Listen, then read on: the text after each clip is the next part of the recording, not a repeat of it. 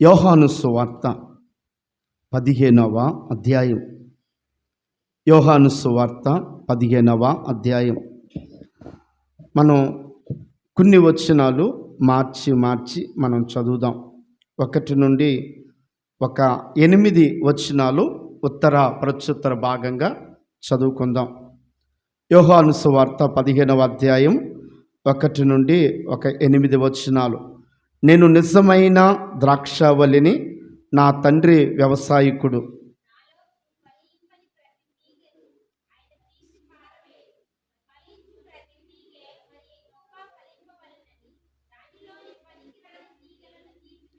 నేను మీతో చెప్పిన మాటను బట్టి మీరిప్పుడు పవిత్రులై ఉన్నారు.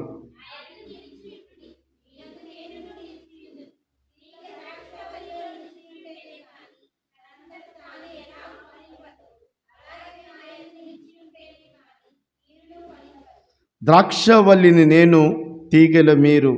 ఎవడు నా యందు నిలిచియుండునో, నేను ఎవని యందు నిలిచియుండునో వాడు బహుగా ఫలించును.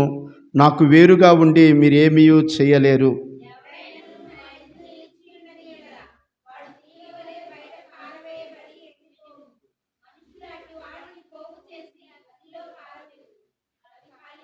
నా యందు మీరును, మీ యందు నా మాటలు నిలిచిన యెడల మీకు ఏది ఇష్టమో అడుగుడి, అది మీకు అనుగ్రహింపబడును.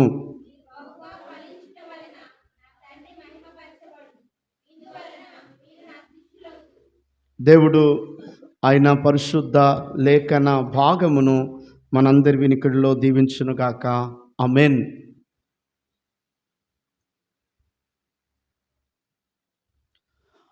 ప్రభునందు ప్రియ దేవుని యొక్క పిల్లలారా, లేక దేవుని ప్రియులారా, చదవబడిన వాక్య భాగములో నుండి కొన్ని ప్రాముఖ్యమైన సంగతులు మీ గమనానికి నేను తీసుకురావాలని ప్రేమతో నేను ఆశపడతా ఉన్నాను.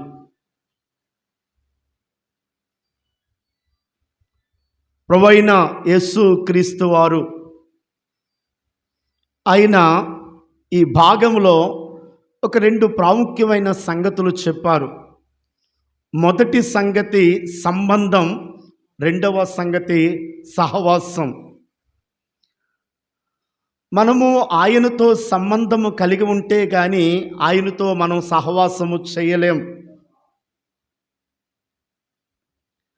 దేవుని పిల్లలుగా మనం ఎట్టి సంబంధము కలిగి ఉండాలో ఇక్కడ ప్రభువారు ఈ భాగములో వ్రాయించారు. ఆయనతో మనం ఎలాంటి సహవాసము చేయాలో కూడా ఈ మాటల్లో పొందుపరిచారు. కనుక ఈ ఉదయకాల సమయంలో ఈ సంగతులు మనము నేర్చుకొని మన దైనందిక ఆత్మీయ జీవితంలో మెట్టుకి ఆయనతో సంబంధము కలిగిన మన జీవితాలలో ఆయనతో సరైన సహవాసము కలిగి ఆయనకు మహిమ, మనకు ఆశీర్వాదాన్ని తెచ్చుకుందాం. ప్రియులారా, దేవుడు మనలను రక్షించాడు. ఎట్లా రక్షించాడో తెలుసా? దేవుడు మనల్ని రక్షించడానికి 3 విధాలుగా మన మీద ఆయన పనిచేశాడు. లేక 3 విధాలుగా ఆయన క్రియలు మన మీద కనిపిస్తాయి. మొదటి మాట, మనం రక్షింపబడ్డానికి మన గొప్పతనం ఏమీ కాదు. మన క్రియల ద్వారా మనం రక్షింపబడలేదు. మన సామర్థ్యాన్ని బట్టి మనం రక్షింపబడలేదు. లేకపోతే మనకున్నటువంటి యోగ్యత, ఏ యోగ్యత లేని వారము, ఏ సామర్థ్యము లేనటువంటి వారం, మన యొక్క బలాన్ని బట్టి, మన క్రియలు బట్టి మనం రక్షింపబడలేదు. మనం రక్షింపబడడానికి మొదటి కారణం ఆయన ప్రేమ. ఎఫెసీ పత్రిక 2వ అధ్యాయం 4వ వచనంలో ఉంటుంది. తన మహాప్రేమను బట్టి మనం రక్షించాడు ఆయన. గ్రేట్ లవ్, గొప్ప ప్రేమ. ప్రభు అయినటువంటి దేవుడు, ఆ సృష్టికర్త అయినటువంటి జీవము కలిగిన దేవుడు మనల్ని రక్షించడానికి ఆయన అపారమైనటువంటి గొప్ప ప్రేమను మన మీద కనపరిచాడు. గనుక మనం రక్షింపబడ్డాం. మొదటి మాట. మనం రక్షింపబడ్డానికి రెండో కారణం ఏంటో తెలుసా ప్రభునందు ప్రియులారా? ఆయన చూపిన కృప. ఎఫెసీ 2:8 ఏముంటుందో తెలుసా? మీరు విశ్వాసము ద్వారా కృప చేతనే రక్షింపబడి ఉన్నారని చెప్తా ఉన్నాడు. ఆయన గొప్ప కృప ద్వారా మనం రక్షింపబడ్డాం. ఒక ప్రక్క ఆయన ప్రేమ, రెండో ప్రక్క ఆయన కృప. మనల్ని రక్షించింది ఆయన ప్రేమ, మనల్ని రక్షించింది ఆయన గొప్ప కృప. ఇక మూడవ సంగతి ఏంటంటే ఆయన కనికరం. జిగటగల దొంగ ఊబిలో ఉన్నప్పుడు, మనం మునుపు చీకటిలో బ్రతుకుతున్నప్పుడు, అపవిత్రులుగాను అన్యాయస్తులుగాను అక్రమమైన స్థితిలో అనీతిమంతులుగా బ్రతుకుతున్నప్పుడు ఆ ప్రేమ కలిగిన దేవుడు, ఆ కృప కలిగిన దేవుడు మన మీద కనికరపడి ఆయన చెయ్యి చాపి జిగటగల దొంగ ఊబిలో నుండి ఆయన మనల్ని లేవనెత్తాడు. తీతుకు రాసిన పత్రిక 3:5 అదే రాయబడ్డది ప్రభునందు ప్రియులారా. తర్వాత మీరు చూడండి, సమయం లేదు కనుక నేను త్వరగా చెప్తాను. ఆయన యొక్క కనికరము చొప్పునే మనం రక్షింపబడ్డాం. మనం రక్షింపబడ్డానికి దేవుని ప్రేమ కారణం, మనం రక్షింపబడ్డానికి దేవుని కృప కారణం, మనం రక్షింపబడ్డానికి దేవుని కనికరం కారణం. ఈ విధంగా మనం రక్షింపబడ్డాం. రక్షింపబడిన మన జీవితాల్లో ఆయన మన నుండి కోరుకునేది ఏంటంటే ఆయనలో మనముండాలని, ఆయనలో మనము సాగిపోవాలని ఆయన కోరుకుంటా ఉన్నాడు ప్రభునందు ప్రియులారా. అందుకే ఈ మాట ఉపయోగిస్తూ ఉన్నాడు. ద్రాక్షవల్లిని నేను, తీగెల మీరు నాయందు నిలిచి ఉండండి. నా ప్రేమ చేత మిమ్మల్ని రక్షించాను, నా కృప చేత మిమ్మల్ని రక్షించాను, నా కనికరము చేత నేను మిమ్మల్ని రక్షించాను. కాబట్టి మీరు నాలో సాగిపోండి, నాలో నిలవండి అని ఆయన పిలుపునిస్తా ఉన్నాడు ప్రభునందు ప్రియులారా. ఈ ఉదయకాల సమయం లేక ఈ మధ్యాహ్న కాల సమయంలో ఆయన పిలుపును మనము ఆధారంగా చేసుకొని, ఆయన పిలుపుకు మనము తల వంచి పిలుస్తున్న దేవునికి మనము లోబడి ఆయనలో సాగిపోదాం. ఆయన వచ్చే వరకు, మనం ప్రాణం పోయే వరకు కూడా ఆయనలోనే సాగిపోదాం ప్రియులారా. ఇక్కడ మొదటి వచనంలో సంబంధాన్ని గురించి మాట్లాడుతూ ఉన్నాడు. నేను ద్రాక్షవల్లిని, తీగెల మీరు. ఈ మాట నేను చెప్పకముందు బైబిల్లో కొన్ని సంబంధాల గురించి ఆలోచన చేద్దాం. దేవునికి మనకి ఉన్నటువంటి సంబంధం లేక కొన్ని పోలికలు. ఆయన ఏమన్నాడో తెలుసా ప్రభునందు ప్రియులారా? నేను తండ్రిని, మీరు నా పిల్లలై ఉన్నారు అంటున్నాడు. మలాకి గ్రంథం 1:6 ఏమంటాడో తెలుసా? నేను మీ తండ్రినై ఉన్నాను, మీరు నా కుమారులై ఉన్నారు, నాకు రావలసిన ఘనత ఏమైపోయింది అని ప్రశ్నిస్తూ ఉన్నాడు. ఆయన తండ్రి అయి ఉన్నాడు, మనమందరము కూడా ఆయన పిల్లలుగా ఉన్నాం. ఆయన పిల్లలైనటువంటి మనం చేయవలసిన పని ఏంటో తెలుసా? ఆయన మహిమ కొరకే బ్రతకాలి. ఆ పరమ తండ్రి మన ప్రతి అవసరతను, ఆయన మహిమైశ్వర్యం చెప్పిన మన ప్రతి అవసరాన్ని తీరుస్తూ ఉన్నాడు కదా. అనుదినము కూడా ఆయన మన భారాన్ని భరిస్తూ ఉన్నాడు కదా. అనుదినము కూడా ఆయన వాత్సల్యత మన మీద నూతనంగా చూపిస్తూ ఉన్నాడు కదా. మనం చేయవలసిన పని ఏంటనంటే ఆ పరమ తండ్రికి పిల్లలైనటువంటి మనము ఆయన మహిమ కొరకే జీవించాలి. ఆ పరమ తండ్రిని మనం గౌరవించాలి, మనం సన్మానించాలి. ఇది తండ్రికి పిల్లలకున్న సంబంధం. తండ్రి పిల్లలను పోషిస్తాడు, పిల్లలేమో తండ్రిని సన్మానించాలి, తండ్రిని గౌరవించాలి, తండ్రిని కీర్తించాలి, తండ్రికి మహిమ తేవాలి. రెండో సంబంధాన్ని గురించి చెప్తాను.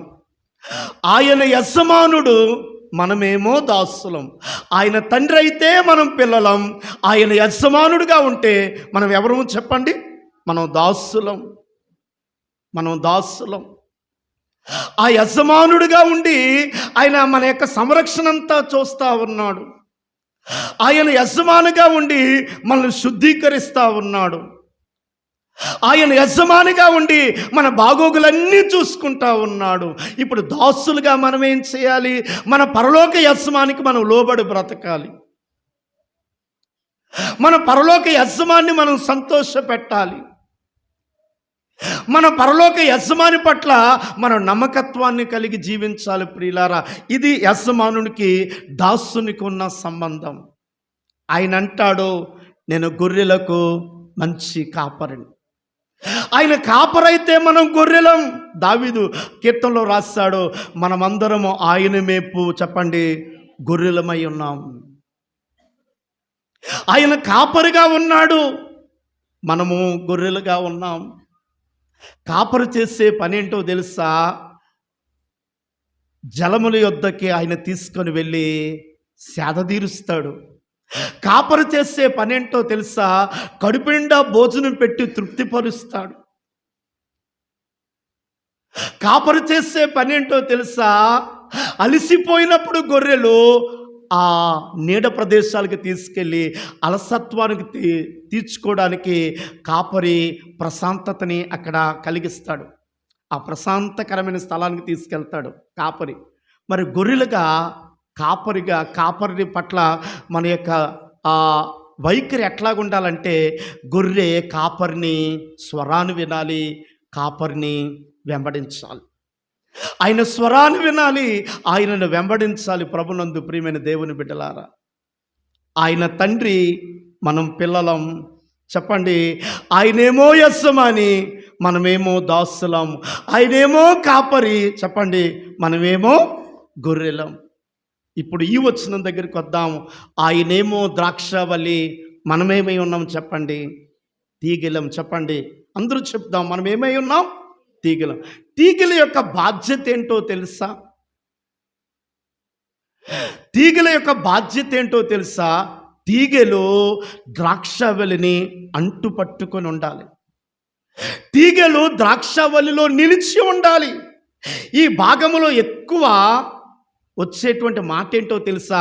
నిలిచి ఉండండి, నిలిచి ఉండకపోతే అనేటువంటి మాట ఎక్కువ కనబడుతుంది. మీరు నిలిచి ఉండండి, ఒకవేళ నిలిచి ఉండకపోతే అనేటువంటి మాటలు ఎక్కువ కనబడతా ఉంటాయి. నిలిచి ఉండండి. తీగెలు ద్రాక్షవల్లిలో నిలిచి ఉండాలి. ఆయన ద్రాక్షవల్లిగా ఉన్నాడు, ఆయనలో మనము నిలిచి ఉండాలి. నిలిచి ఉండుట అనే మాటకి అర్థమేంటో తెలుసా? కొనసాగుట అని అర్థం. నిలిచి ఉండుట అనే మాటకి అర్థమేంటో తెలుసా? లోతుగా వేరుపారుట. లోతుగా వేరుపారుట. ఆయనలో మనము నిలిచి ఉన్నాము అనేటువంటి సంగతిని ఈరోజు మనము మన గమనానికి తీసుకుని వద్దాం. అసలు మనం ఆయనలోనే నిలిచి ఉన్నామా, లేక ఆయన వేరుగా బ్రతుకుతున్నామా? మనల్ని పిలిచి రక్షించినటువంటి దేవుణ్ణి మనం అంటిపెట్టుకొని ఉంటున్నామా? ఆయనలో కొనసాగుతున్నామా? లోతుగా వేరు పారి మనం ఆయనలో స్థిరముగా ఉన్నామా లేదా? ఒక్కసారి మనం ప్రశ్నించుకుందాం ఈ వర్తమానం విన్న తర్వాత. ప్రభునందు ప్రియమైనటువంటి దేవుని బిడ్డలారా, ఆయనలో మనము నిలిచి ఉండాలి. ఇక్కడ దేవుడు లేక ప్రభువైన యేసుక్రీస్తు 3 మాటలు చెప్పారు. మొదటి మాట ఏంటో తెలుసా? నాయందు నిలిచి ఉండండి అన్నాడు. రెండవ మాట ఏంటో తెలుసా? నా మాటల యందు నిలిచి ఉండండి అన్నాడు. మూడవ మాట ఏంటో తెలుసా? నా ప్రేమ యందు చెప్పండి నిలిచి ఉండండి అని చెప్పాడు. 4వ వచనములో నా యందు నిలిచి ఉండండి అన్నాడు. 7వ వచనం దగ్గర రాబోతుకి నా మాటల యందు నిలిచి ఉండండి అన్నాడు. 8వ వచనం దగ్గర రాబోతుకి నా ప్రేమ యందు మీరు నిలిచి ఉండండి అంటున్నాడు. ఈ ఉదయకాల సమయంలో నేను 3 మాటలు కూడా వివరించలేను, కానీ సమయం చాలా తక్కువ. నా తర్వాత అన్న వాక్యాన్ని ప్రకటిస్తారు కాబట్టి నేను ఒకే మాట చెప్పి ఈ దినాన్ని వాక్యాన్ని నేను ముగిస్తాను. ప్రభునందు ప్రియమైన దేవుని బిడ్డలారా, రండి యోహాను సువార్త 15వ అధ్యాయం 4వ వచనాన్ని దయచేసి మనమందరం చదువుదాం. నా యందు నిలిచి ఉండుడి, మీ యందు నేనును నిలిచి ఉందును. తీగె ద్రాక్షవల్లిలో నిలిచి ఉంటే గాని తనంతట తానే ఎలాగూ ఫలింపదో, అలాగే నా యందు మీరు నిలిచి ఉంటే కానీ మీరును ఫలింపరు. తలపైకెత్తండి, జాగ్రత్తగా విందాము దేవుని వాక్యాన్ని. నా యందు నిలిచి ఉండండి, నేను మీ యందును నిలిచి ఉంటాను. ఎవరైతే నాలో నిలిచి ఉంటారో వారు బహుగా ఫలిస్తారు. వారు బహుగా ఫలించినట్లయితే నా తండ్రికి మహిమ వస్తుందని ప్రభు చెప్తా ఉన్నాడు. నా యందు మీరు నిలిచి ఉండండి. ఆయన యందు మనము నిలిచి ఉంటే మనం ఆయన శిష్యులుగా గుర్తించబడతాం. ఆయన వాక్యమందు నిలిచి ఉన్నా ఆయన శిష్యులుగా గుర్తించబడతాం. ఆయన ప్రేమ యందు నిలిచి ఉన్నా ఆయన శిష్యులుగానే గుర్తించబడతాం. నా యందు మీరు నిలిచి ఉండండి. ఎవరైతే నిలిచి ఉంటారో వారు బహుగా ఫలిస్తారని చెప్తా ఉన్నాడు. బహుగా ఫలిస్తారు. ఏం ఫలిస్తారు? ఆయనలో నిలుచున్న వారు ఏం ఫలిస్తారంటే వారిలో కనబడే ఫలం ఏంటో తెలుసా? ఆత్మ ఫలము కనబడుతుంది. నేను ప్రభులో నిలిచి ఉన్నానండి, నేను ప్రభులో సాగుతున్నానండి, నేను ప్రభులో లోతుగా వేరుపాడి నిలిచి ఉన్నానండి అనేటువంటి వారి జీవితాల్లో ఆత్మఫలము కనిపించాలి. ఆత్మఫలం. ఈ ప్రభులో నిలిచి ఉన్నటువంటి వారిలో ప్రభునందు ప్రియులారా నీతి ఫలము కనిపించాలి. నీతి ఫలము కనిపించాలి. ప్రభులో నిలిచి ఉన్న వారిలో సేవా ఫలము కనిపించాలి. ప్రభులో నిలిచి ఉన్నటువంటి వారిలో ప్రియులారా వెలుగు ఫలము కనిపించాలి. ప్రభులో నిలిచి ఉన్న వారిలో చెప్పండి జివహా ఫలము కనిపించాలి. మరి ఈ ఫలాలేవి? సేవా ఫలము లేదు, జివహా ఫలము లేదు, వెలుగు ఫలము లేదు, ఆత్మ ఫలము లేదు. ఏ ఫలము కూడా మన జీవితంలో కనబడట్లేదు. ఆయనేమో వెతుకుతా ఉన్నాడు ఆశతో, మనలో ఏమైనా ఫలాలు చూద్దామని. ప్రభునందు ప్రియులారా ఆయనలో మనల్ని అంటుకట్టుకొని ఆయన సారాన్ని మనలోనికి పంపించి మనకు కావలసినవన్నీ కూడా ఆయన అనుగ్రహిస్తూ ఆయన ఎదురు చూస్తూ ఉన్నాడు. ద్రాక్షావల్లి అయిన ప్రభు మనలో ఏమైనా ఫలాలు కనిపిస్తాయా అంటే ఏ ఫలాలు కూడా కనిపించట్లేదు. ఈ మధ్యాహ్న కాల సమయంలో ఆలోచన చేద్దాం. అసలు నేను ఆయనలోనే నిలిచి ఉన్నానా? ఒకవేళ నిలిచి ఉంటే నాలో ఏ ఫలము కనిపిస్తుంది? సేవా ఫలమా? ఆ విషయంలోనే నేను ఫెయిల్యూర్ అయిపోయాను. జివహా ఫలమా? ఆ విషయంలోనూ ఫెయిల్యూర్ అయిపోయాను. నీతి ఫలమా? అది కూడా నా జీవితంలో కనిపించట్లేదు. ఆత్మ ఫలమా లేక వెలుగు ఫలమా? ఇవేమీ నా జీవితంలో కనిపించట్లేదు. అలా కనిపించకపోతే నన్ను పిలిచి రక్షించి ఏర్పరచుకున్నటువంటి నా దేవుని ఉద్దేశం ఏమైపోతుంది? అసలు నేను దేవునికి మహిమ తేగలనా నాలో ఫలాలు లేకపోతే అనే ఒక ఆలోచన కలిగి మనం ముందుకు సాగుదాం. ప్రభునందు ప్రియమైన దేవుని బిడ్డలారా, ఎందుకు నిలిచి ఉండాలో తెలుసా? బైబిల్లో ఒక మాట చూపిస్తాను. బైబిల్లోంచి ఒక మాట. ఎందుకు నిలిచి ఉండాలి?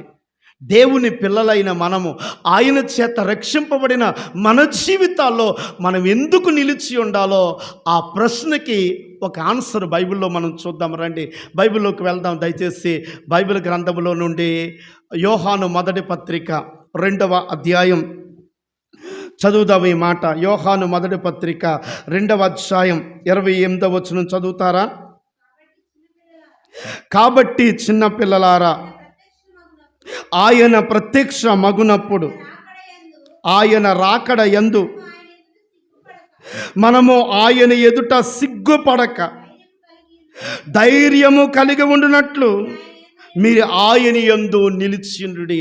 ఆయన ప్రత్యక్షమైనప్పుడు ప్రభునందు ప్రియులారా ఆయన యందు మనం అందరం నిలబడతాం. ఆయన ముందు మనం అందరం నిలబెడతాం. వాక్యం చెప్పే నేను, వాక్యం వింటున్నా మీరు, ప్రతి ఒక్కరము కూడా ఆయన దగ్గర నిలబడతాం. మనం ఆయనకి లెక్క చెప్పాలి కదా.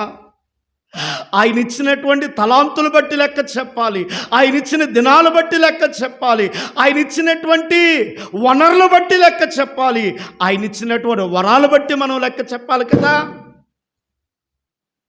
ఆయన అప్పగించిన పని విషయంలో బాధ్యత రహితంగా ఉంటే మనం లెక్క చెప్పాలి కదా. ఏం చేశావు నా సేవ, ఎంత మందిని నువ్వు సంపాదించావు నా రాజ్య వ్యాప్తి కొరకంటే ఏం సమాధానం చెప్తాం? మనం సరిగా నిలిచి ఉంటే ఆయన దగ్గర మనం సిగ్గుపడం, ఆయన దగ్గర మనం తల వంచుకోం ప్రభునందు ప్రియులారా. ఒకవేళ కానీ ఈ లోకంలో మనం యోగ్యంగా ప్రవర్తిస్తే, ఈ లోకంలో ఆయన చెప్పినటువంటి పని నమ్మకంగా మనం చేస్తున్నట్లయితే, ఈ భూమి మీద మనం చేస్తున్నటువంటి సత్క్రియల ద్వారా ఆయనకే మహిమ తెచ్చినట్లయితే, మనలో ఫలాలు కనిపించినట్లయితే, ఆయన ఎదుట సిగ్గుపడకుండా ధైర్యంగా నిలబడగలం. ధైర్యంగా సాక్ష్యం ఇస్తున్నాడండి అపోస్తలుడైన పౌలు. నా పరుగు కడముట్టించాను, నా విశ్వాసాన్ని కాపాడుకున్నాను, అదుగో నా కొరకు ఏమి ఉంచబడి ఉన్నది? నీతి కిరీటం ఉంచబడింది. ఎంత నిశ్చయత కలిగి, ఎంత నిబ్రత కలిగి, ఎంత ధైర్యంగా మాట్లాడగలుగుతున్నాడో చూడండి. అదుగో నా కొరకు నీతి కిరీటం ఉంచబడినది, నా పరుగు ఏదో కడముట్టించాను, నా విశ్వాసాన్ని కాపాడుకున్నాను. ప్రభునందు ప్రియమైన దేవుని బిడ్డలారా, ఈ మధ్యాహ్న కాల సమయంలో ఆయనలో నిలిచి ఉంటే ఆయన దగ్గర సిగ్గుపడవలసిన పని ఏమీ కూడా మనకి రాదు. కాబట్టి భూమి మీద ఉంటుండగానే నేను ప్రభువులో నమ్మకంగా సాగిపోవాలి, ఆయనలో లోతుగా వేరుపారాలి, ఆయనలో నిలిచి ఉండాలి, ఆయనకు మహిమ తేవాలనేటువంటి ఒక మంచి నిర్ణయాన్ని చేసుకొని మనము బ్రతకాలి. ప్రభునందు ప్రియులారా, ఆయనలో నిలిచి ఉన్నటువంటి వారు చేయవలసినటువంటి ఒక 2 పనులు చెప్తాను, చాలా జాగ్రత్తగా వినండి ప్రియులారా. నేను ప్రభులోనే నిలిచి ఉన్నాను అనేటువంటి వారు చేయవలసినటువంటి ఒక 2 పనులు చెప్తాను. అంతటితో నేను వాక్యాన్ని ముగిస్తాను. మొదటి పని రండి, బైబిల్లో చూపిస్తాను. మొదటి పని యోహాను సువార్త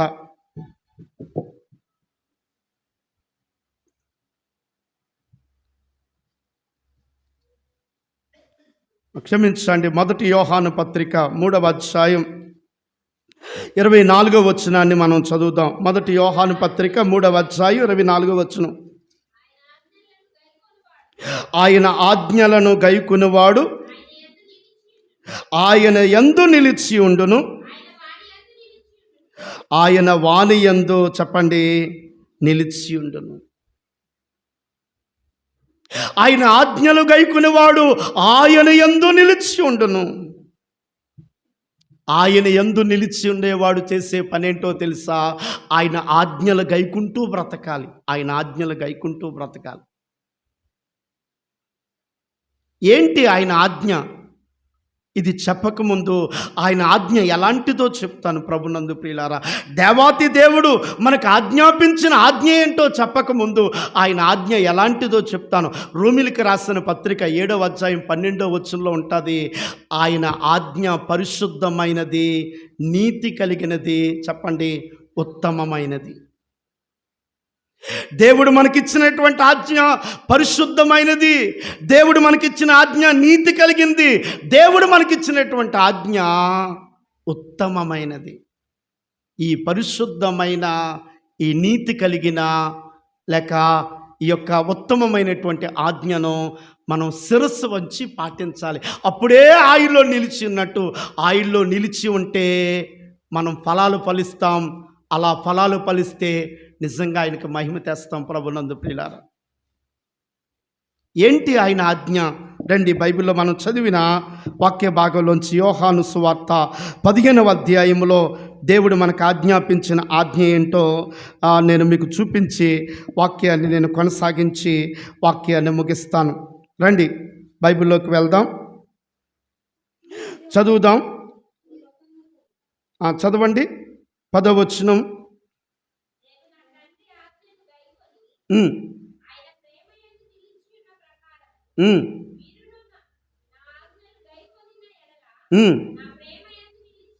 పన్నెండవ వచనం.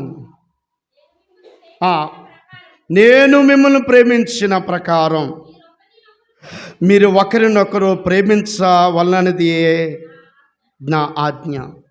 నేను మిమ్మల్ని ప్రేమించిన ప్రకారం మీరు ఒకరినొకరు ప్రేమించవలసినదే నా ఆజ్ఞ.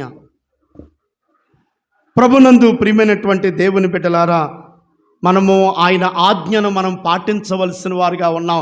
ఎప్పుడైతే ఆయన ఆజ్ఞను పాటిస్తామో అప్పుడే మనం ఆయనలో నిలిచి ఉన్నట్టు ప్రియులారా.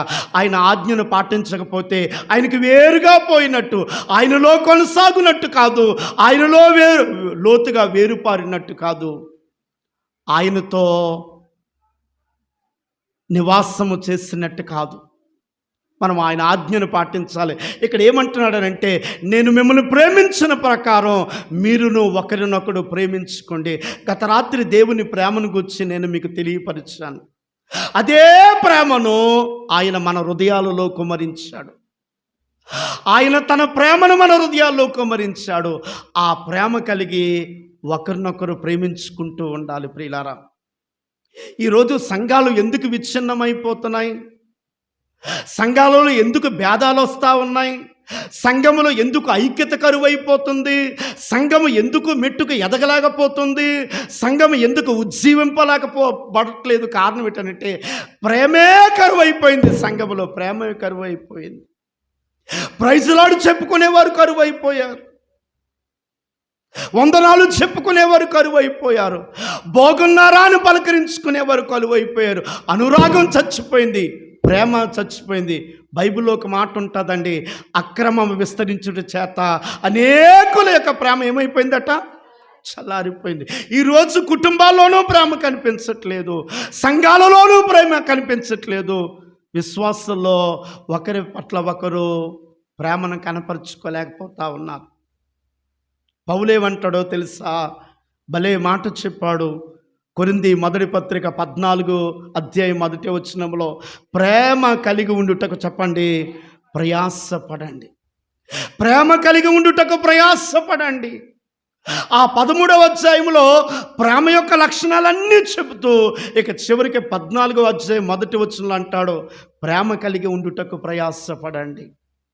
నాకు దేవదూతల భాష మాట్లాడడం వచ్చు, నాకు కృపావరాలు ఉన్నాయి, నాకు స్వస్థపరిచే వరం ఉంది. ఇవన్నీ ఉన్నప్పటికీ కూడా ప్రేమ లేని వాడిని అయితే నేను వ్యర్థునే, నేను ఒక వేస్ట్ ఫెలో. నేను ప్రేమ లేకపోతే నేను వ్యర్థునే అని చెప్పేసి అంటున్నాడు. ప్రేమ లేకపోతే వ్యర్థునే. ప్రభునందు ప్రియా దేవుని సంగమా, ఈరోజు ప్రేమ కలిగి మనం బ్రతకాలు. అది దేవుని ఆజ్ఞను పాటించినట్లయితే ఆయనలో నిలిచి ఉన్నట్టు, ఆయనలో నిలిచి ఉంటే మనం బహుగా ఫలిస్తాం. అలా ఫలిస్తే ఆయనకే మహిమ వస్తుంది. అలా మహిమ వస్తే ఆయన శిష్యులుగా మనం గుర్తించబడతాం. ఒకరి పట్ల ఒకరికి ప్రేమ వలన కలిగే లాభాలేంటో ఒక 4 మాటలు చెప్తాను. ఎందుకు ప్రేమ కలిగి ఉండమంటున్నాడు పౌలు గారు అని అంటే ఒక 4 మాటలు చెప్తాను. చాలా జాగ్రత్తగా దేవుని మాటలు నేర్చుకుందాం.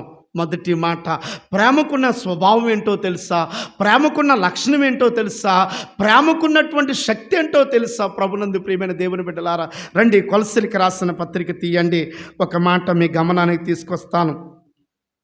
కొలసీలకు రాసినటువంటి పత్రిక 2వ అధ్యాయం చదువుతారా? 1-2 వచనాలు.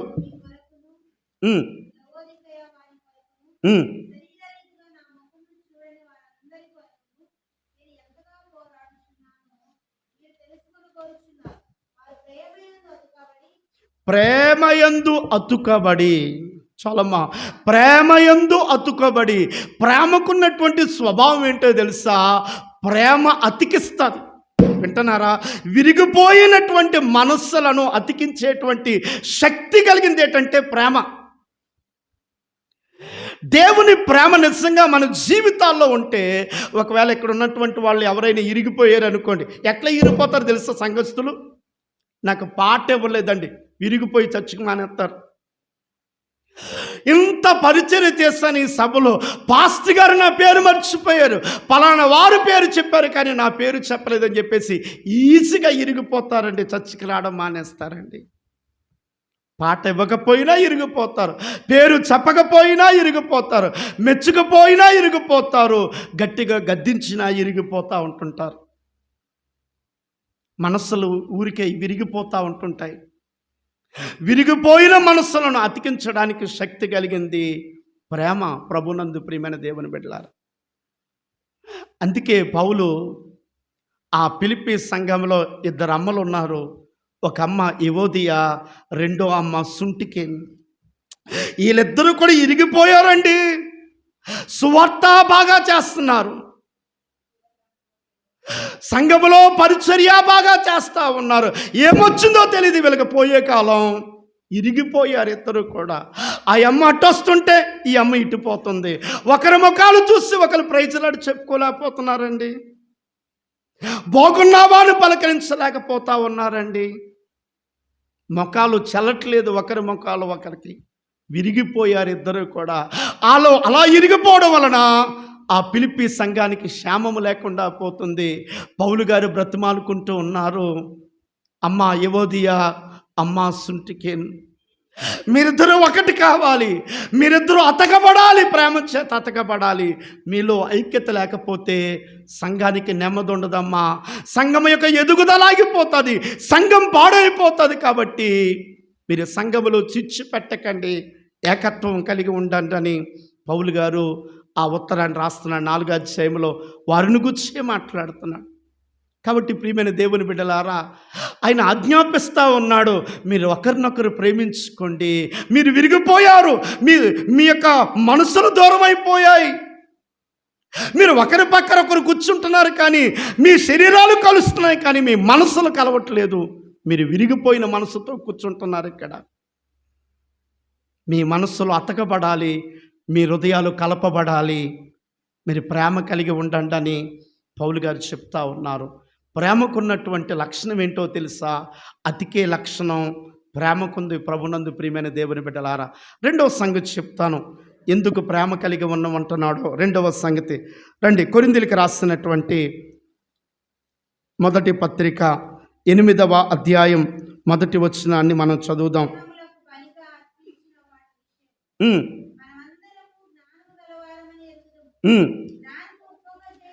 జ్ఞానము ఉప్పొంగ చేయును, కానీ ప్రేమ క్షేమాభివృద్ధిని కలుగు చేయను.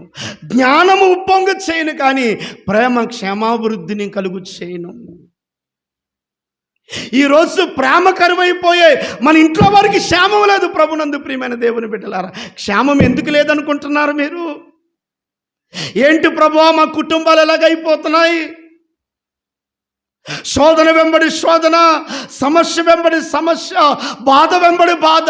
అసలు మా కుటుంబాలకి క్షేమమే లేదు ప్రభువా. ఎందుకంటే ఆయన ఏమంటాడో తెలుసా? నేను కాదు, నాది కాదు పొరపాటు, మీదే పొరపాటు అంటాడు. ఎందుకో తెలుసా? మీలో క్షేమాభివృద్ధి లేదు. ఎందుకు క్షేమాభివృద్ధి లేదంటే మీలో ప్రేమ కరువైపోయింది. భార్యాభర్తలుగా బ్రతుకుతున్నారు, కానీ ప్రేమ లేని వారుగా బ్రతుకుతున్నారు. విశ్వాసులుగా సంఘములో కూర్చుంటున్నారు, కానీ ప్రేమ లేని వారుగానే చలమని అయిపోతూ ఉన్నారు. బంధువులుగా రక్త సంబంధులుగా ఉంటున్నారు, కానీ ప్రేమ లేని వారుగానే మీరు చలమని అయిపోతూ ఉన్నారు. అందుకే మీ కుటుంబాల్లో లేక సంఘములో క్షేమాభివృద్ధి కనిపించట్లేదు. ఈరోజు సంఘాలకి క్షేమాభివృద్ధి ఎందుకు లేదండి? సంఘాలు ఎందుకు ఎదగటం ఆగిపోతూ ఉన్నాయి? అభివృద్ధి చెందడం ఎందుకు ఆగిపోతున్నాయంటే సంఘములో ప్రేమ లేదు. ఈరోజు ఇన్ని మీటింగులు పెట్టుకున్నారండి, ఇన్ని మీటింగులు పెట్టుకున్నారు 3 దినాలు. ఎంత ప్రయాస, ఎంత ప్రార్థన. ఎవరైనా వచ్చారా? చాలా తక్కువ మంది వచ్చారు. శుక్రవారం మా ప్రార్థనకు వచ్చినట్టు వచ్చారు మీరు. ఇంకా ఎంతకంటే ఎక్కువ వస్తారు మాకు ప్రార్థనకు శుక్రవారం. ఇవి సభలేనంటారా? మీరేమనుకోకండి ఇలా మాట్లాడానని. ఏదండి క్షేమాభివృద్ధి? ప్రేమ కరువైపోయింది. దేవుని మీద ప్రేమ చచ్చిపోయింది, దేవుని పిల్లల మీద ప్రేమ చచ్చిపోయింది, వాక్యం మీద ప్రేమ చచ్చిపోయింది, పరిచర్య మీద ప్రేమ చచ్చిపోయింది. ఏదండి ఆసక్తి? ఏదండి ప్రేమ? మరి క్షేమాభివృద్ధి ఎలాగొస్తుంది? మా ఇంటికి క్షేమాభివృద్ధి లేదండి, మా పిల్లలకి క్షేమం లేదండి, మాకు క్షేమం లేదండి అంటే ఎలాగొస్తుంది? ప్రభునందు ప్రియులారా, మనలోనే ప్రేమ చచ్చిపోతే ప్రేమ క్షేమాభివృద్ధిని కలిగిస్తుంది. ప్రేమ క్షేమాభివృద్ధిని కలిగిస్తుంది. నాకు తెలిసిన ఒక ఫ్యామిలీ, తన భర్త ఏమో చాలా గట్టిగా కొట్టేవాడు, పచ్చి తాగుబోతు. ఆ సిస్టర్ ఏమో చాలా వినయంగా, చాలా భయంగా, తన భర్త వస్తున్నాడు అంటే చాలా భయపడిపోయేది ఆమె. అమ్మో ఈరోజు నాకేమో ఉంటుందని చెప్పేసి ఎంత భయపడిపోయేదో ఆ సిస్టర్. పచ్చి తాగబోతు. ఆమెను ఇంటికి వచ్చిన తర్వాత పచ్చడి చేసేసి కూడా ఆమెను ఓర్చుకుంది, సహించుకుంది, ప్రార్థన చేసుకుంది. ఒకరోజు బాగా కొట్టేశాడు. తాగడానికి డబ్బులు అడిగాడు, డబ్బులు ఇవ్వలేదు, బాగా కొట్టాడు. ఒంటి మీద రక్తాలు వచ్చినట్టు కొట్టాడు. ఇంటికాడు విడిచిపెట్టేసి వెళ్ళిపోయాడు. పొద్దున పోయినాడు, సాయంకాలం ఇంటికి 6 గంటలకు తిరిగి వచ్చాడు. ఆయన వస్తుండగా వాడు అనుకున్నాడు, నేను చాలా గట్టి కొట్టాను, రక్తాలు కారునట్టుగా కొట్టాను, ఇంక ఈమె వెళ్ళిపోతుంది అనుకున్నాడు. కానీ ఆమె వెళ్ళలేదు. ఆ గాయాలన్నీ తుడుచుకుంది. ఆయన కొరకే వంట వార్పు చేసి సిద్ధం చేసింది.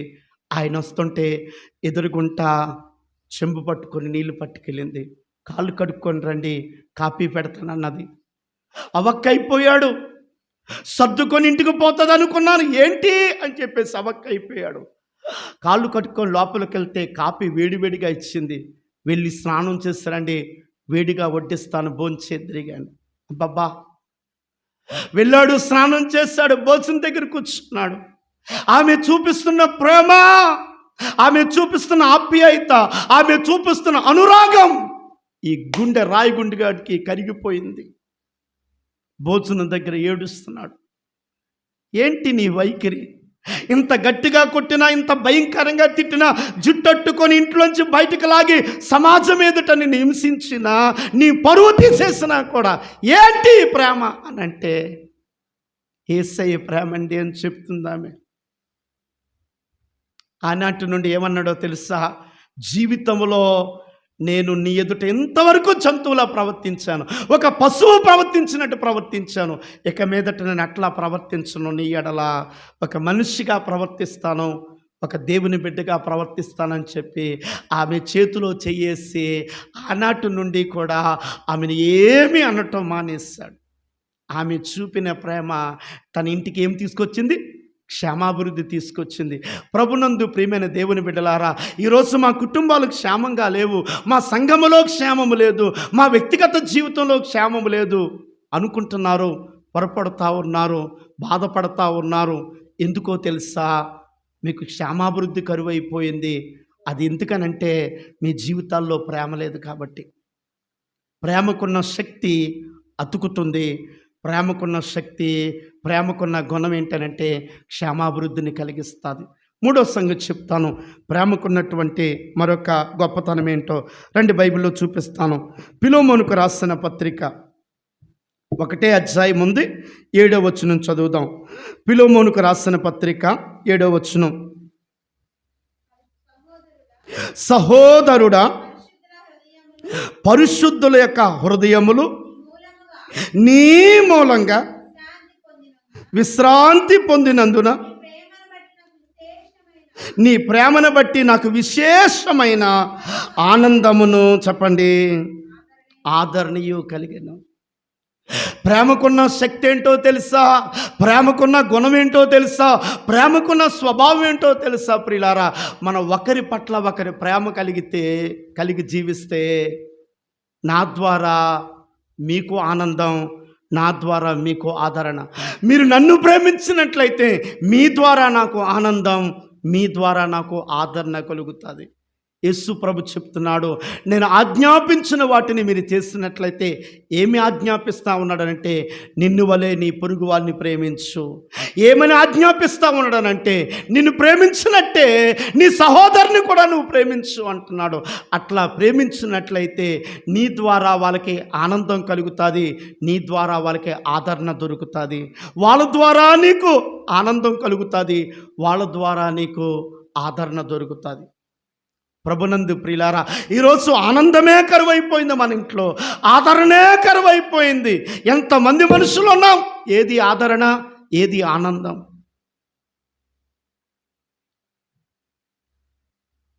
మా ఇంట్లో సంతోషంగా ఉండి ఎన్ని రోజులు అయిందండో అంటుంది ఒక ఆమె.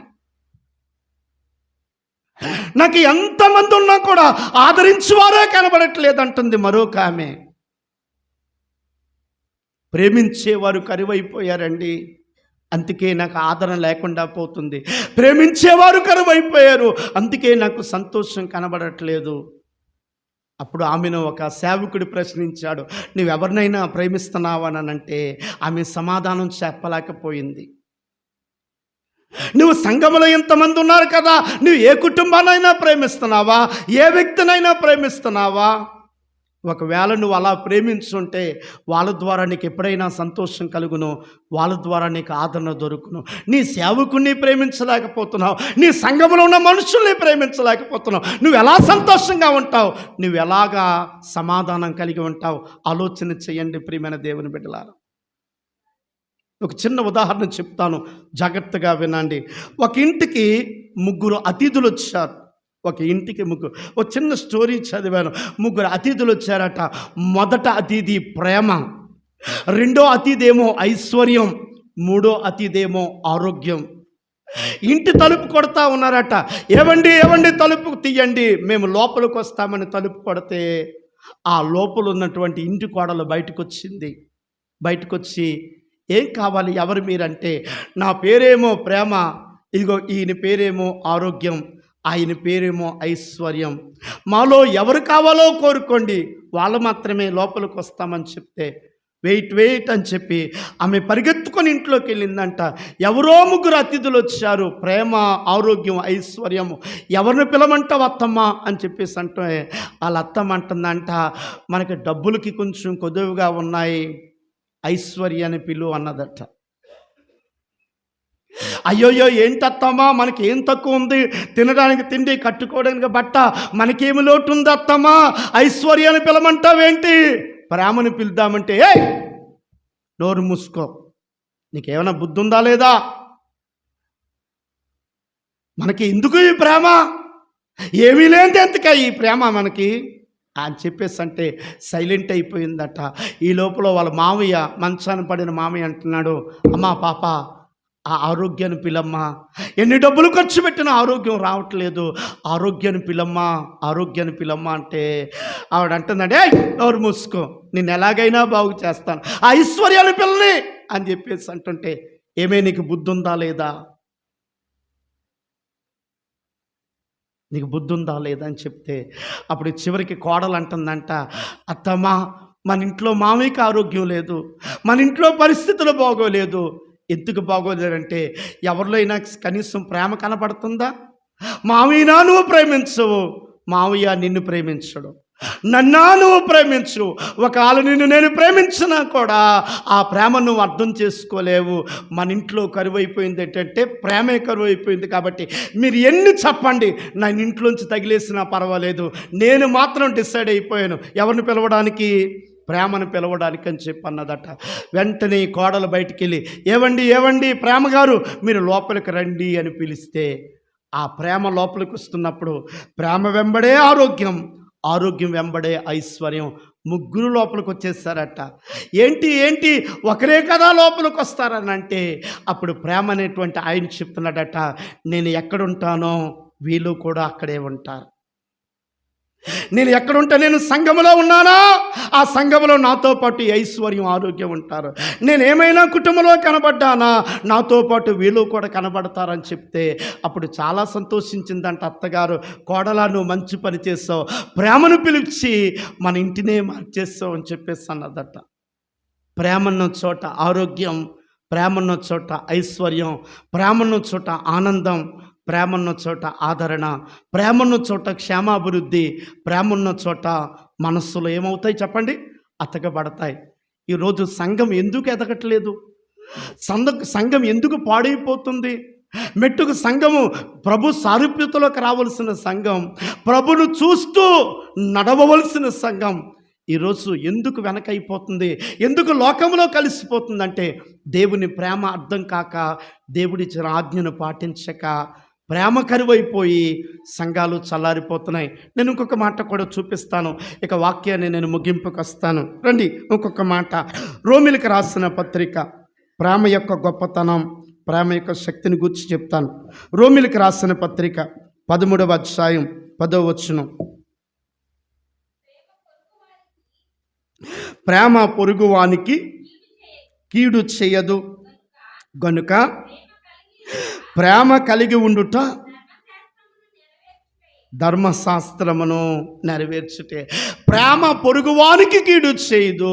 ప్రేమ కలిగిన వాడు దేవుని వాక్యాన్ని అనుసరించినవాడు, దేవుని వాక్యాన్ని గౌరవించినవాడు, దేవుని వాక్యాన్ని ప్రేమించినవాడు. ప్రేమ పొరుగువానికి కీడు చేయదు.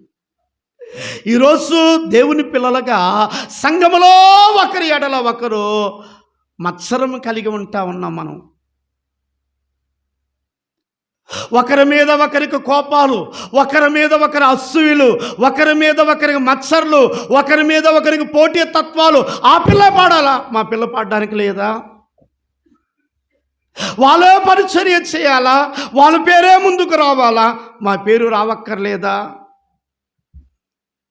పోటీ తత్వాలు ఎక్కువైపోయాయి ప్రభునందు ప్రియులారా. ఈ ప్రేమ లేని కారణము చేత ఒకరిని ఒకరు కీడు చేసుకునేటువంటి పరిస్థితి వచ్చేసింది. కీడు చేసుకునే పరిస్థితి, సంఘములో కీడు చేసుకునే పరిస్థితి. ఈ మధ్యకాలంలో సేవకుల మీద మరి ఎక్కువ కీడు ఎక్కువైపోతా ఉంది. ప్రియమైన దేవుని బిడ్డల, సంఘాల్లో సేవకుని ప్రేమించవలసినటువంటి వారు సేవకునికి ఏదో కీడు చేస్తూ ఉన్నారు, సేవకుడి మీద ఏదో కీడు తలపెడతా ఉన్నారు భయంకరంగా. ఒక సేవకుడు, బాప్టిస్ట్ చర్చ్ సేవకుడు ఓ మాట అంటా ఉన్నాడు, తమ్ముడా, నా మీద సంఘస్థులు ఆ సంఘ పెద్దలతో ఏం చెప్పారో తెలియదు అన్న. తమ్ముడా, ఏం చెప్పారో తెలియదు. ఆ చెప్పిన మాటలు విని సంఘ పెద్దలు నన్ను బాధ పెట్టడం మొదలెట్టారు. తమ్ముడా, నన్ను ప్రేమించడమే మానేస్తారు, నన్ను గౌరవించడమే మానేస్తారు. తమ్ముడా, వాళ్ళు ఏం చెప్పారో తెలియదు, ఏం చేశారో తెలియదు. ఇక నేను ఇక్కడ నుండి సేవ చేయవలసిన వాడిని, ఇక మీరు ఖాళీ చేసేయండి, మీరు ఇక్కడ పనికిరారని నన్ను పంపించేస్తున్నారు. తమ్ముడా, ఏం చేయాలో అర్థం కావట్లేదు. నిష్పక్షపాతంగా నేను సేవ చేసుకుంటూ వెళ్ళిపోతున్నాను. అందరి దగ్గరికి వెళ్ళి పలకరించి అనురాగము చూపిస్తూ, ప్రేమ చూపిస్తూ నేను నా సేవ ఏదో నేను చేసుకెళ్ళిపోతున్నాను. కానీ ఎందుకో నాకు కిట్టనటువంటి వారు నా మీద కీడు తలపెట్టారు. తమ్ముడా, ఏం చేయాలో అర్థం కావట్లేదు. ఇక దేవునికే నేను ప్రార్థన చేస్తున్నాను, దేవునికే అప్పగిస్తా ఉన్నాను అని చెప్పి ఆ అన్న ఎంతో ఏడుస్తూ ఉన్నాడు తన సేవా జీవితంలో.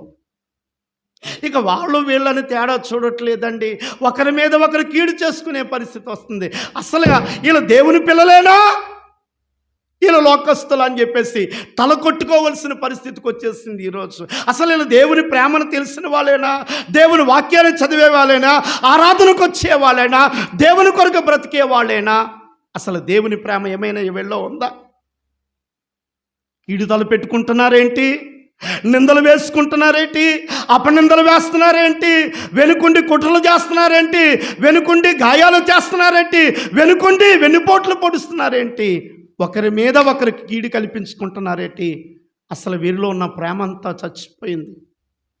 ప్రేమ లేకపోతే ఏం భక్తి చేస్తారో చెప్పండి, ప్రేమ లేకపోతే దేవుని కొరకు ఎలా బ్రతుకుతామో చెప్పండి, ప్రేమ లేకపోతే పరిశుద్ధతగా ఎలా జీవిస్తామో చెప్పండి. ప్రభునందు ప్రియమైన దేవుని బిడ్డలారా, ఇటు దేవుని మీద ప్రేమ చచ్చిపోయింది, ఇటు పొరుగు వారి మీద, సాటి వారి మీద, సంఘ సహోదరుల మీద కూడా ప్రేమ చచ్చిపోయింది.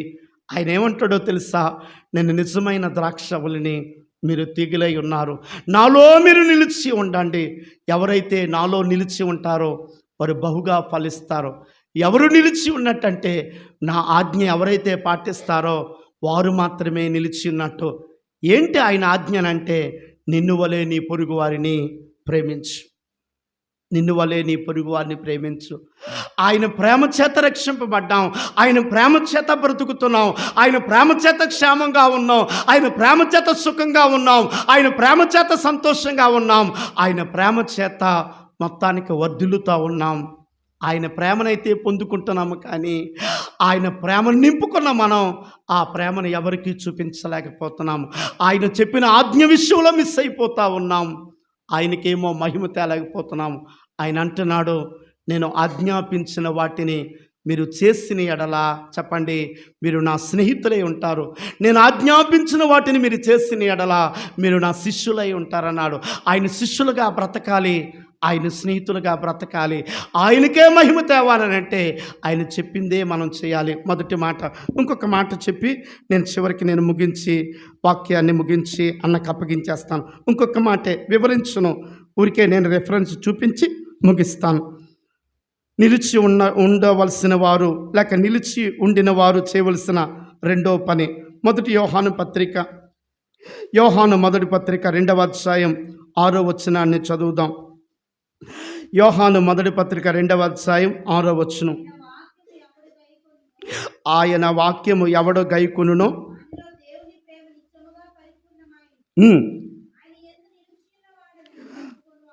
ఆయన యందు నిలిచి ఉన్నానని చెప్పుకునేవాడు ఆయన ఎలాగో నడుచుకునునో తానును నడుచుకున్న బద్ధుడై ఉన్నాడు. మనము ఆయన యందు ఉన్నామని దీనివలన తెలుసుకుందాము. పేజీ తిప్పండి, ఇంకొక రిఫరెన్స్ సేమ్ యాస్ట్రీస్కి ఇలాగే ఉంటుంది. మొదటి యోహాను పత్రిక 4వ అధ్యాయం 17వ వచనం కూడా చదవండి, ముగిస్తాను నేను. తీర్పు దినమందు మనకి ధైర్యము కలుగునట్లు దీని వలన ప్రేమ మనలో పరిపూర్ణము చేయబడి ఉన్నది. ఎలయనగా ఆయన ఎట్టివాడై ఉన్నాడో మనము కూడా ఈ లోకములో అట్టివారమై ఉన్నాం. ఆయన ఎట్టివాడై ఉన్నాడో మనం అలాగే ఉండాలి. ఆయన ఎలా నడిచాడో మనం కూడా అలాగే నడాలి. అలా నడిస్తే నిజంగా మనం క్రీస్తులో నిలిచి ఉన్నట్టు. ఒక ప్రక్క ఆయన ఆజ్ఞ పాటించాలి, రెండోది ఆయన పోలి మనం బ్రతకాలి. ఆయన అడుగు జాడల్లో ఆయన ఒక మాదిరి మనకు ఉంచాడు. ఆయన ఎట్టివాడో మనకు తెలుసు. నేను దినాలు నేర్చుకున్నాం, ఆయన సాత్వికుడని, దేని మనస్సు కలిగిన వాడని, రిక్తుడిగా మారిపోయిన వాడని, ఆయన పరిశుద్ధుల్లో ఆయన పరిశుద్ధుడని, ఆయన ప్రత్యేకముగా జీవించిన వాడని ఆయన గురించి ఎన్ని మాటలు చెప్పుకోవచ్చో మనం. ఆయనను పోలి ఆయన అడుగు చాడల్లో బ్రతకాలి. ఆయన ఎట్టివాడై ఉన్నాడో మనము అట్టి రీతిగానే బ్రతకాలి. అలా బ్రతికితే నిజంగా ఆయనలోనే నిలిచినట్టు, ఆయనలోనే కొనసాగినట్టు. ఆయన పరిశుద్ధుడై ఉన్నాడు, మనం పాపములోకి వెళ్ళిపోయాం. ఆయన నీతిమంతుడిగా ఉన్నాడు, మనము నీతి తప్పి బ్రతుకుతా ఉన్నాం. ఆయనేమో సాత్వికము కలిగి ఉన్నాడు, మనం సాత్వికం లేకుండా కోపముతో మనం బ్రతుకుతా ఉన్నాం. లేకపోతే తగ్గింపులేని వారుగా బ్రతుకుతున్నాము. ఆయన దీన మనస్సు కలిగి బ్రతుకుతా ఉన్నాడు. మనలో అలాంటి మనసు ఏమీ లేకుండా మనం బ్రతుకుతున్నాం అనుకోండి, నిజంగా మనం ఆయనలో నిలిచినట్టే కాదు. ఆయనలో నిలవకపోతే ఆయనకు అవమానమే తీసుకొస్తాం, ఆయనలో నిలిస్తే ఆయనకి మహిమే తీసుకొస్తాం. కళ్ళు మూసుకుంటారా? ఇక వివరించును. కళ్ళు మూసుకోండి, ఒక చిన్న ప్రార్థన చేసి ముగించుకుందాం. ఆయన ద్రాక్షావళి, మనమేమో తీగలం. ద్రాక్షావళిగా ఉన్న ఆయన అంటున్నాడు, మీరు నాలో నిలిచి ఉండండి అంటున్నాడు. ఎవరైతే నాలో నిలిచి ఉంటారో వారు బహుగా ఫలిస్తారంటున్నాడు ఆయన. ఎవరైతే ఫలిస్తారో వారు మాత్రమే నా శిష్యులుగా గుర్తించబడతారు అంటున్నాడు. నేను ప్రభులో నిలిచి ఉన్నానని ఒకవేళ నిన్ను నువ్వు అనుకుంటే, నువ్వు దేవుని ఆజ్ఞను పాటించావు, బద్ధుడివై ఉన్నావు, బద్ధురాలుగా ఉన్నావు. నేను ప్రభులో నిలిచి ఉన్నానండి, రక్షింపబడినది మొదలుకొని ఈరోజు వరకు ప్రభులోనే సాగిపోయాను. ఇటు కుడికి కానీ ఎడమకు కానీ తొట్టిల్లిపోలేదు, ఇటు వెనుక కానీ నేను వెనుకడుగులు కూడా వేయలేదండి, ప్రభులోనే సాగిపోయానని అనుకుంటున్నావా? ఆయన ఎట్టివాడై ఉన్నాడో అట్టివాడిగానే బ్రతుకుతున్నావా? అట్టి దానిగానే బ్రతుకుతున్నావా? ఆయన స్వభావాన్ని అనుసరించి, ఆయన మాదిరి అనుసరించి, ఆయన అడుగుజాడలను అనుసరించి ఒకవేళ మనం నడిచినట్లయితే నిజంగా మనం ఆయనలో నిలిచినట్టు, లేకపోతే తప్పిపోయినట్టే, ఆయనకు వేరుగా వెళ్ళిపోయినట్టే, లోకంలో పడిపోయినట్టే. ప్రభునందు ప్రియులారా, నేను ముగించే ముందు ఒక మాట అడుగుతున్నాను. పాస్టర్నా, ఆయనేమో ద్రాక్షవల్లిగా ఉన్నాడు, నేనేమో తీగగా ఉన్నాను. నేను ఫలించి ఆయనకు మహిమ తేవాలనుకుంటున్నానన్నా, ఆయనలో నిలిచి బ్రతకాలనుకుంటున్నాను. ఆయన చెప్పింది చేస్తూ, ఆయన అడుగు జాడల్లో నడుస్తూ ఆయనకు మహిమ తేవాలనుకుంటున్నాను. ఆయనలో నిలిచి నా కొరకు ప్రార్థిస్తారా? నేను ప్రభులో స్థిరముగా నిలిచి ఆయనలో కొనసాగుతూ ఆయన వచ్చే వరకు, నా ప్రాణం పోయే వరకు కూడా ఆయనలో స్థిరంగా నేను సాగిపోతాను, నా కొరకు ప్రార్థించండి అనే వాళ్ళు ఎవరైనా ఉన్నట్లయితే మీ కుడి చేయి పైకెత్తండి, మీ కొరకు ప్రార్థన చేసి ముగిస్తాను. ఎవరైనా ఉన్నారా? అమ్మా నీ కొందనాలు, సహోదరి నీ కొందనాలు, బ్రదర్స్లో ఇంకెవరైనా ఉన్నారా? నేను ప్రభులో సాగిపోతానన్నా, ప్రభు ఆజ్ఞను పాటిస్తాను, ప్రభువలే బ్రతుకుతాను, ఆయనకే మహిమ తెస్తాను, ఆయనలో నిలిచి ఉంటాను అని చెప్పేసి ఆశ కలిగిన వారు ఎవరైనా ఉంటే, చెల్లెల్లో తమ్ముళ్ళో ఇంకెవరైనా ఉంటే మీ చేతులు పైకెత్తండి, మీకోసం ప్రార్థన. ఎవరైనా ఉన్నారా? ఇంకాను ఎవరైనా ఉన్నారా? చేతులు దించండి, మీ కొరకు ఒక చిన్న ప్రార్థన.